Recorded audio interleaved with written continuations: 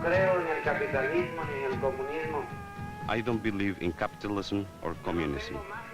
My only interest is in seeing a Guatemala where they no longer kill, because they killed my father. And I know the pain when they take a father away from you. I don't want to see more mothers when they come to my office and they say, "Father, they took my husband. Help me, Father." We don't want that anymore. That is why we want to do something, not to create more violence and injustice, but rather to correct the errors of the past. The errors that continue creating death and anguish among the people of God.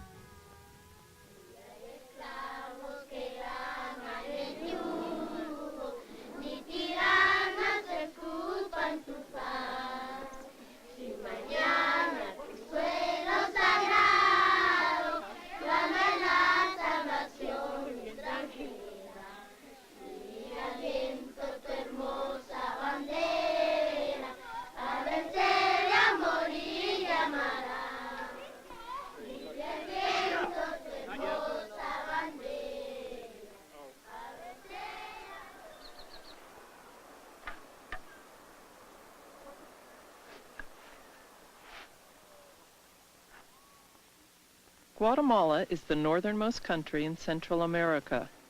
30 years of military domination left 100,000 Guatemalans dead, 40,000 disappeared, and hundreds of thousands more exiled, widowed, and orphaned.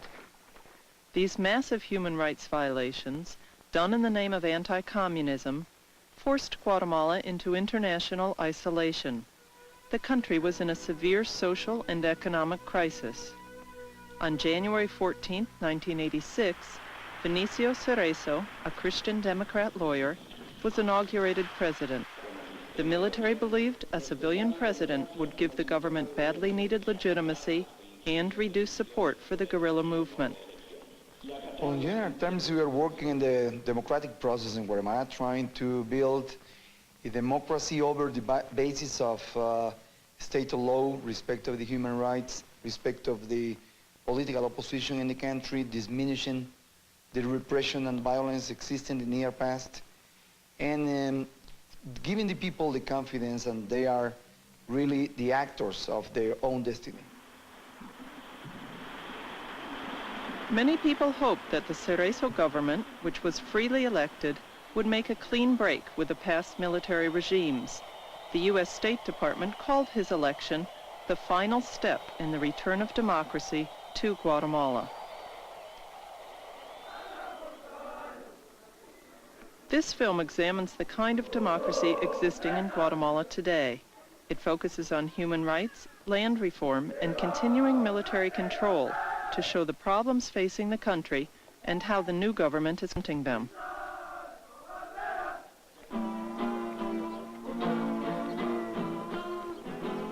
Who the people are in Guatemala and how they live present a great challenge to the democratic process. 2/3 of Guatemala's 8 million people are Mayan Indians who speak 22 different languages. They live primarily in the rural highlands.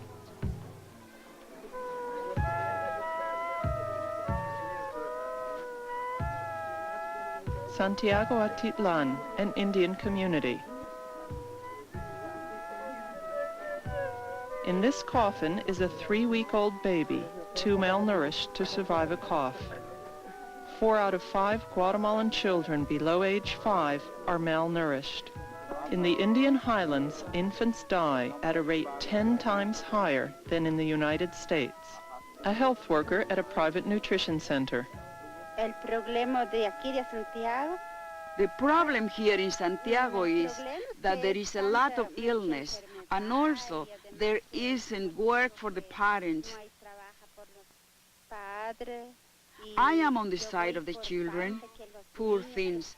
They are hungry. They don't get enough to eat. Why? Because the fathers don't have work. Sometimes they have it, but it is very low pay. And so with the salary low and the prices of everything very high, the ends just don't meet. That is the problem here. and Indian Protestant pastor Vitalino Similox. Many Indians are struggling so that they can do better than just barely survive. They want to have a dignified life, a life that historically corresponds to them here in this country. They are the owners of the land, the owners of everything that was taken from them. They have the right to live in a dignified way, which they have not been able to do during the last 500 years. Although they are the majority, Indians suffer a deep discrimination and have little representation in the government. Ladinos, people of mixed European and Indian blood, dominate Guatemalan politics. A small group of wealthy Ladinos controls the economy. Over 400 U.S. corporate branches, subsidiaries, and affiliates operate in Guatemala, the largest U.S. investment in all of Central America. The great majority of Guatemalans, Ladinos and Indians, rural and urban, live in poverty. Half the population is unemployed or underemployed and unable to maintain an adequate diet. 8 out of 10 people cannot afford basic necessities such as clothing, medicine, or decent housing. Although most Guatemalans are poor, the country has rich natural resources, vast agricultural lands, oil, and minerals. Agricultural interests dominate the economy, but they are oriented toward exports, not toward feeding the people.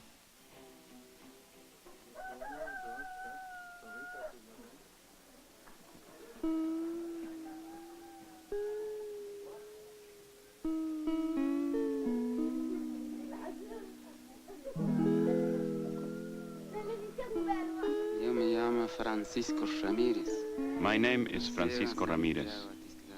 I was born in Santiago Atitlan.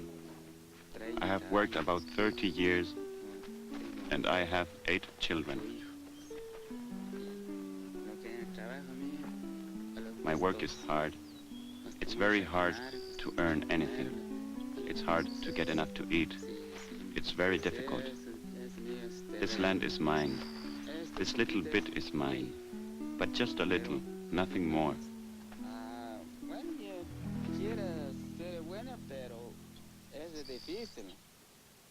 I want things to be good for my children, but it's difficult because I want my children to study.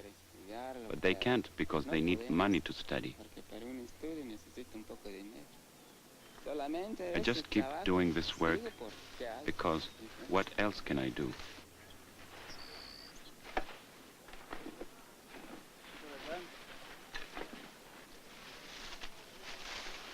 Francisco Ramirez grows corn and beans, the staples of the rural diet.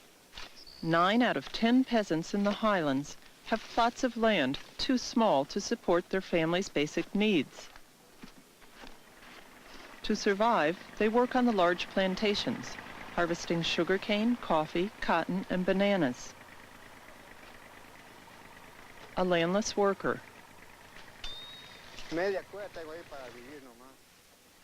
I have a small parcel to live on, nothing more. I have to go to the plantations to earn my living because there's no other way. That is why I am here.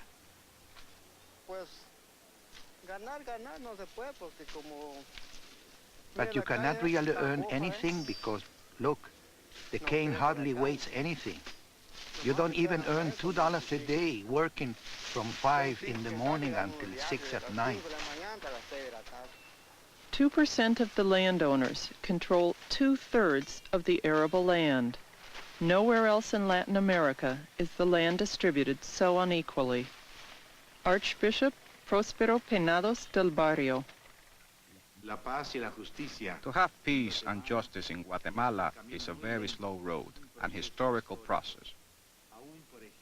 For example, the land is still very poorly distributed. There is still no social justice. The wealth is in the hands of very few people. For example, the large plantations. The people who have a lot of land without cultivating it, idle land. This land should be cultivated. because without a better distribution of goods, it will be difficult to have peace in Guatemala.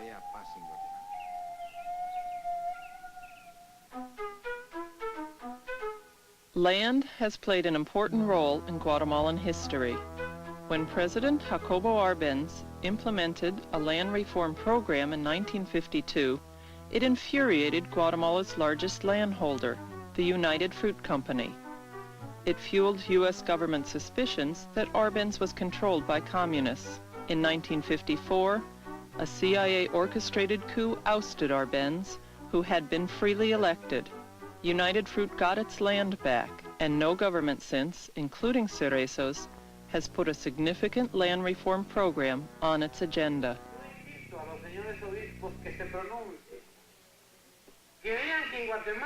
Father Andres Giron leads a movement of over 100,000 landless peasants. In May 1986, he led 16,000 peasants in a silent 100-mile march to Guatemala City, demanding that the new government make land available to them. President Cerezo promised to help. I believe it is fair to say to the president that he should stop making new policies. We have to tell the president that he must keep his word, because it's been already a year since he told us that he would help us, and we haven't heard anything yet. I think one of the most important issues of what many people fight for, rebel people, you know, and people who have hopes on to better the people, is that land reform must be the issue. If we don't have it, we are going to continue to have blood and violence.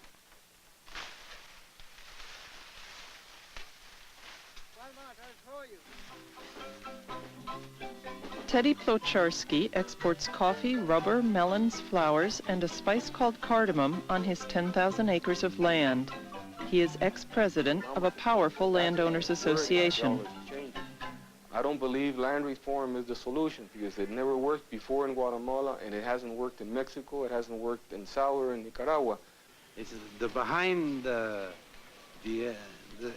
scenery of the president is the military people and the landowner, you know, the big rich people, you know, who are not helping him to really to make any good decision to better the people.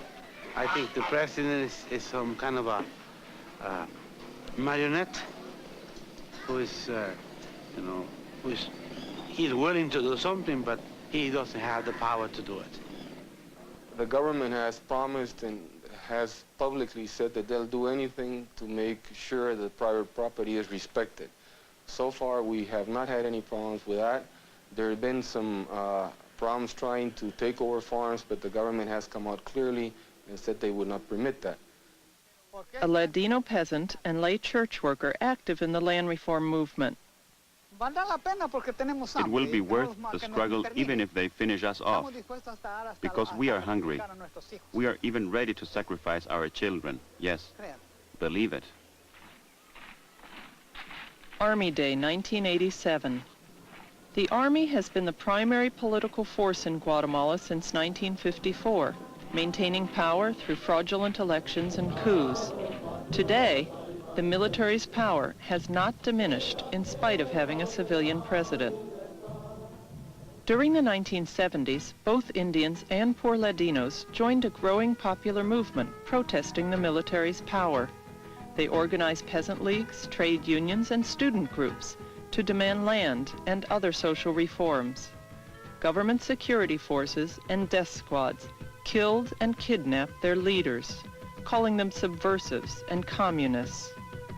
Due to the massive human rights violations, the U.S. cut off formal military aid to Guatemala in 1977, though significant amounts were sent through other channels. The government's violence convinced many Guatemalans that reform would never come through peaceful means. For the rural Indians, taking up arms became a means of self-defense from the governmental repression. Guerrilla organizations grew stronger. By the late 1970s, several thousand armed guerrillas operated in the highlands, where they had over 250,000 unarmed civilian supporters. The Army directed its counterinsurgency campaign at the entire civilian population in that region, massacring tens of thousands of Indians, including men, women, and children. They destroyed over 400 villages. Thousands of people fled to the mountains to hide or sought refuge in Mexico.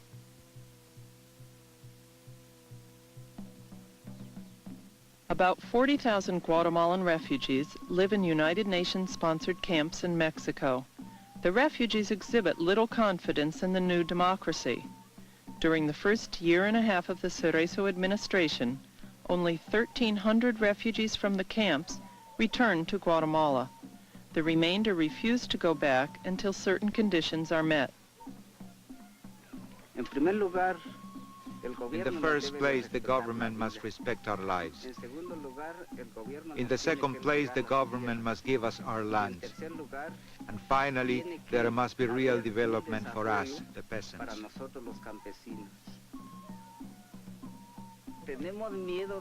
We are afraid to return to Guatemala because we know that the army is going to kill us.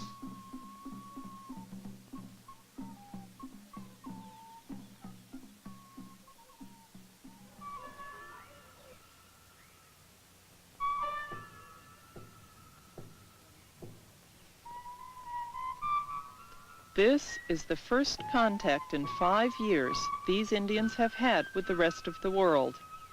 They were hiding in the mountains since they fled their villages, which were destroyed by the Army's counterinsurgency campaign. Since then, they have led a desperate, nomadic existence.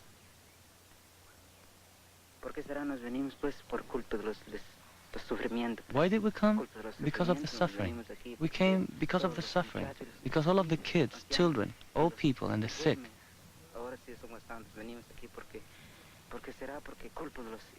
So many of us came here.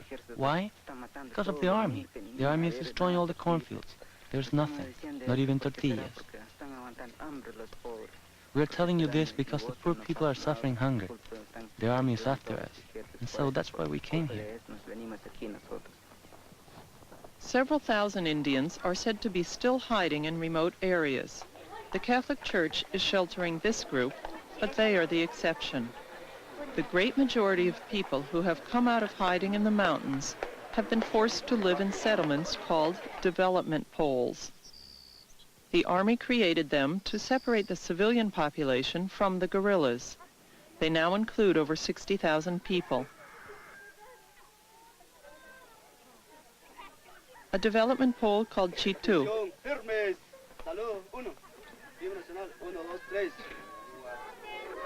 In the early 1980s, guerrillas were active in the area. Some residents supported them. Fearing Army reprisals, the people fled to the mountains. Then the Army came and burned down their villages. This group hid for more than a year before turning themselves over to the Army.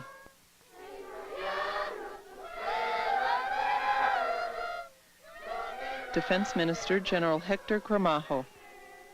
Development poles were only part of a strategy of the military government to bring service to rural areas, health, education, and other services, and to provide basic housing and work.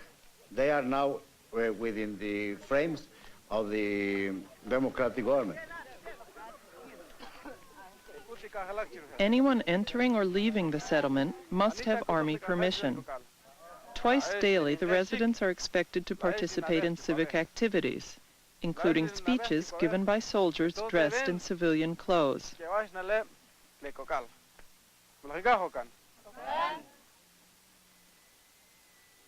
Sauquio Grande, another development pole.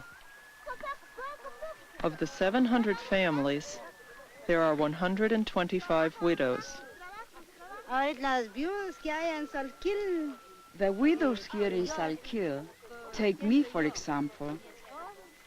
My husband went on a civil patrol, and while patrolling, they ran into the subversives and they killed him.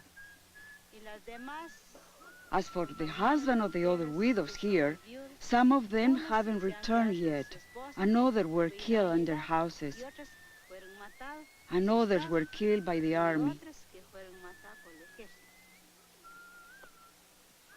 an Indian Protestant pastor, Vitalino Similox.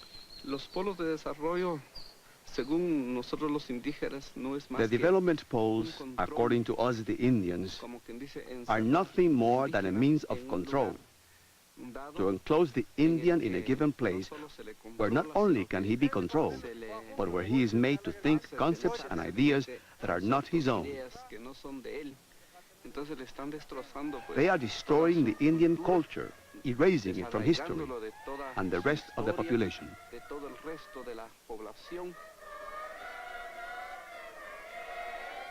During his campaign, President Cerezo promised to disband the development poles. But a month after taking office, he inaugurated a new one.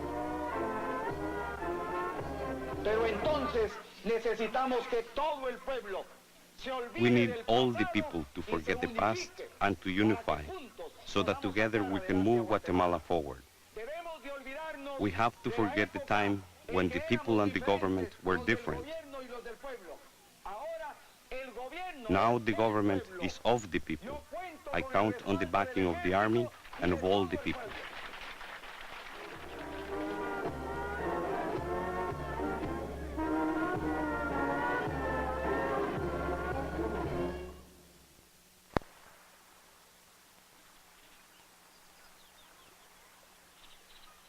The Army also established civilian patrols as part of its counterinsurgency plan. 500,000 men patrol in 12 or 24-hour shifts as often as once a week. They are not paid. The Army claims the patrols exist for people to defend their villages from the guerrillas, and that they are voluntary. Yet anyone absent must pay a replacement or risk being fined or punished. This group carries rifles and bullets which they must turn in after their duty, but most patrollers are unarmed. More than anything, it is a self-policing of the population, to inject the feeling that I watch my friend or my neighbor, and that he also keeps track of me. Whatever I might do, I am definitely obligated to inform the army, and so is the other person. For example, if I did not do my duty, if I arrived late, or if I am not in my house.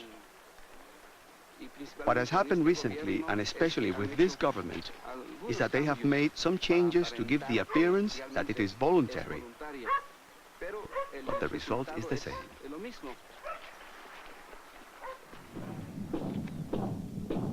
In 1987, for the first time, the Army brought 3,000 civil patrollers to march in the Army Day Parade. The Army created both the patrols and the development poles to maintain control of the rural population. Human rights groups say this proves the lack of civilian control over the military, illustrates the weakness of democracy in Guatemala, and is a fundamental violation of human rights. A former church worker who fled his village and fears being identified. Well, the democracy is a lie, because we're not enjoying democracy. Maybe some people are enjoying it, like the rich, but for the poor people, the Indians and poor Latinos, for us, there's no democracy. The military are the ones who have the power in Guatemala. We're not free. Guatemala is one of 10 Latin American countries which changed from military to civilian rule since 1979. A recent visitor to Guatemala awarded the Nobel Peace Prize for his human rights work, Adolfo Pérez Esquivel from Argentina. Just to change the government does not mean that the problems are over. There is a strong inheritance from the dictatorships which make the work of these incipient democracies difficult.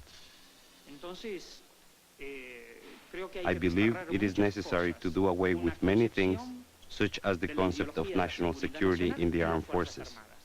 Once and for all, the armed forces have to comprehend that they should stop being troops of occupation of their own people in order to become an integral part of a democratic liberation process for all the people.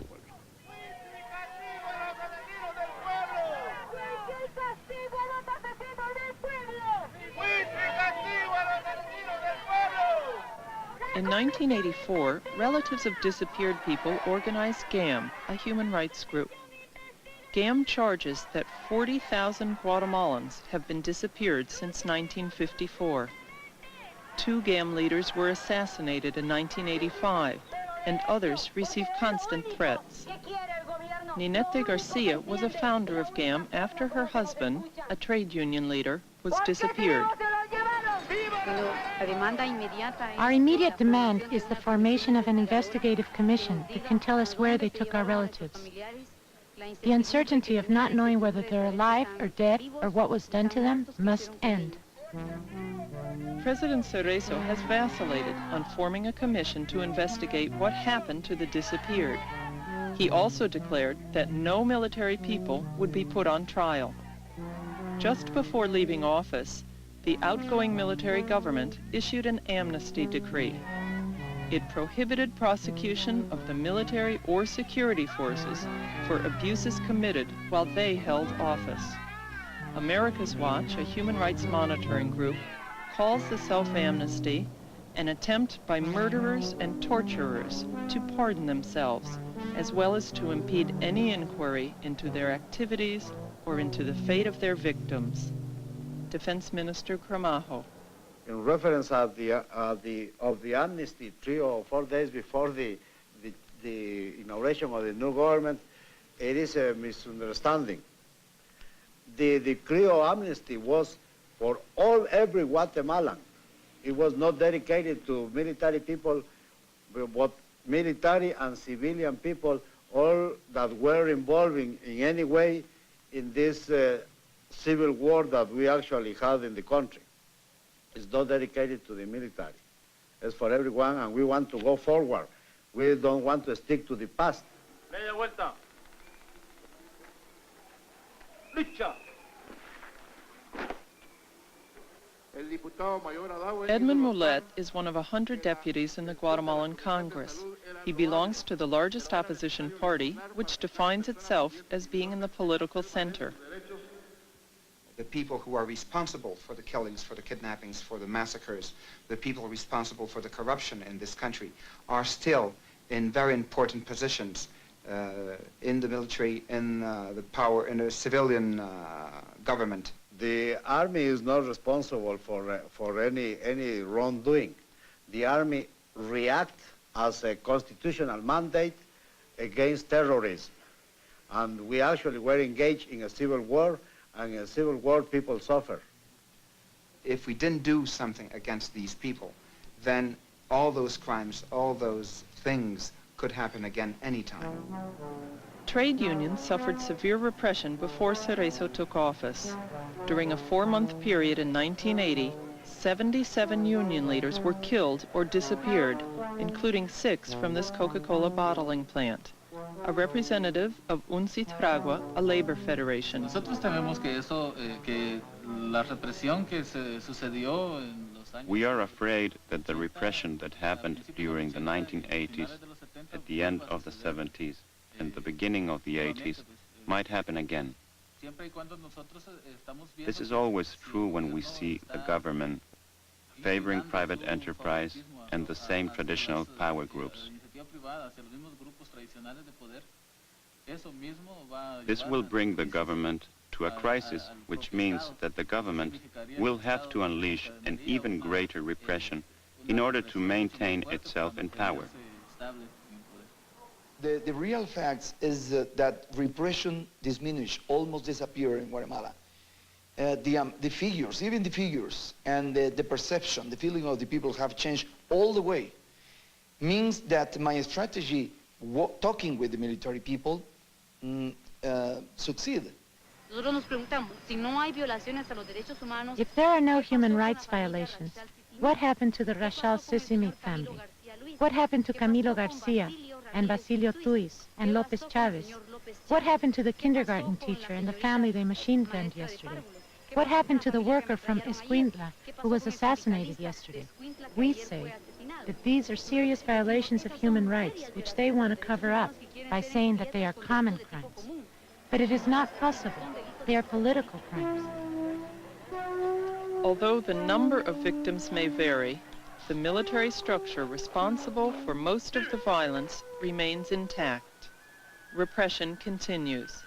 It is most evident in the highland region. The mayor of Santiago Atitlan. There were 2 other kidnappings in the month of January.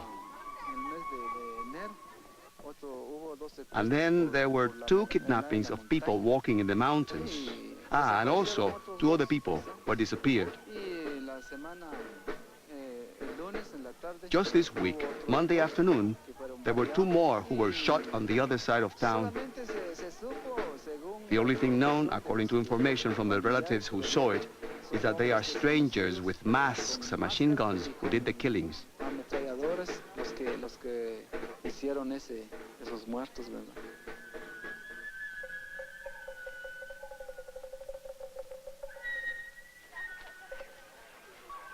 The army blames the guerrillas, who are still active in the area, for the disappearances. Some residents say the army is responsible. Santiago Atitlan may appear to be a tranquil lakeside community, but the continuing disappearances, army presence, and guerrilla activity put life on edge.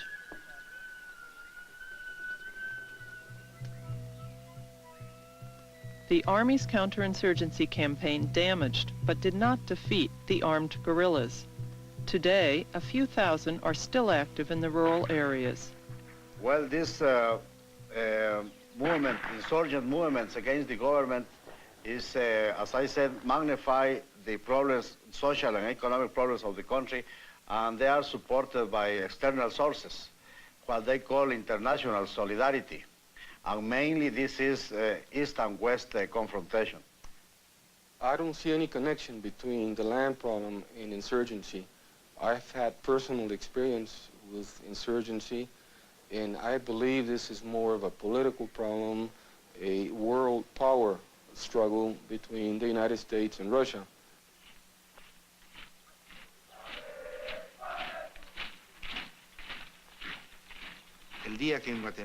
Until the day when there is a better distribution of land and of the fruits of labor in Guatemala, until there isn't much social difference, for example, between Indians and Latinos, between workers from the country and the city, until then, there will always exist this uneasiness. If there is poverty, there is violence. Precisely one of the causes of the guerrillas, according to them, is the social injustice. A representative of the guerrilla organization, the Guatemalan National Revolutionary Unity. No one can believe in a democratic process if there aren't elements which demonstrate that there is a foundation of justice and confidence and credibility in the authorities. Without those premises, it is totally false that peace or a democratic process could exist. The real reasons for our movement, for our cause, remain intact. They have not changed. As long as the causes are not removed, the struggle of our people cannot cease. I have to recognize that I have not made enough to resolve the problems of 500 years in only 1 year. But I made the 2 or 3 steps to establish the settlement, the basis of a new era in Guatemala. I'm afraid that we could have an explosive situation because all the reasons for the subversion, for the extreme leftists, for the Marxists, for the guerrilla groups to survive and to live in Guatemala are still there. And this government has done nothing to solve those social problems. Nobel Prize winner Adolfo Pérez Esquivel. This generates a series of questions. What kind of democracy are we talking about? A real democracy or a formal democracy where nothing changes? The only way to consolidate a democratic process is through the full respect of human rights and the right to justice for everyone equally. And this is still not the case in Guatemala. Dear Mr. President, I have to tell that I came to the United States. President Cerezo has traveled widely to convince the world that Guatemala is now enjoying democracy. The United States resumed military aid to Guatemala in 1983 and has increased it since Cerezo took office. The U.S. and many other countries have also dramatically increased their economic aid. President Cerezo has been a strong leader in Central American peace efforts.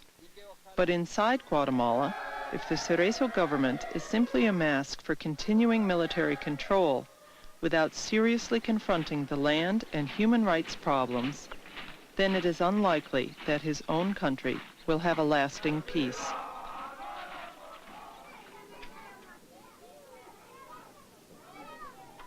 An estimated 200,000 children lost one or both parents in the violence. Their memories may recede with time, but their painful past has already left its mark. We asked one orphan if he thought there could ever be peace in his country. Well, it's impossible, because you can't get peace just signing a paper. Every day the violence goes from bad to worse. That's all.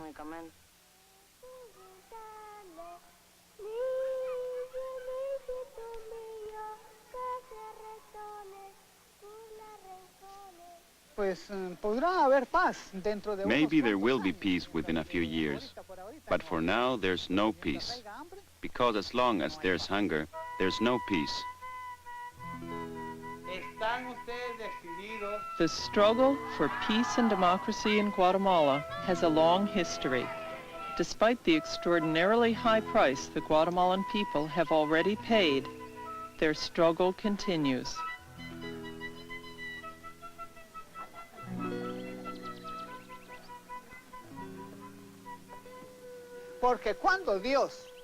God called to the people of Israel who were dying of hunger in Egypt. They were given the great task of making bricks. So God said, I will take you away and give you my land. But did he simply give them the land?